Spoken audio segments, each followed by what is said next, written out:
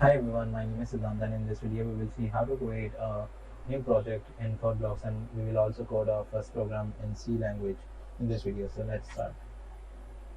So in order to create a new project, go to Files, New, and then select Project.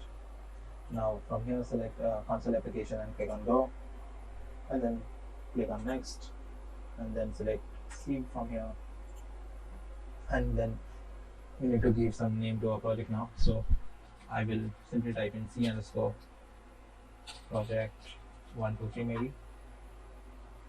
Click on next, and then from here if you want to change the compiler you can do it. I will keep it as default only, so let me click on finish now. So now we need to open our main.c file in which we'll be writing our code. So to do that, click on file and then click on open, and then we need to go to a project folder. Mine is this C underscore project 123 which we just created. So go inside that and select this main.c file and click on open. So this is the piece of code which Codeblocks have added for us. So let us now understand the step-by-step explanation of this program. So these first two lines are called the head of files. Okay, so what this two line does is it basically tells the compiler to include this two lines. Okay, so stdio.h stand for standard input output. This is for standard input output, and this stdio.h stand for standard library. And you can even browse these files by going to the Codeblocks installation folder. Mine is inside program files, Codeblocks, MinGW, and then x86 underscore 64 underscore something file, and then going to include, and then simply search here for stdio. So as you can see we have this file here, and also now search for stdlib. So we have this file as well here, so you can include this file here. Now stdio.h, what it does is it is basically concerned about the input and the output aspect in C language. So whenever we want to print something, we'll use this library to print some message on the console screen, and also when we want to take some user from the user, so we will be using this library once again.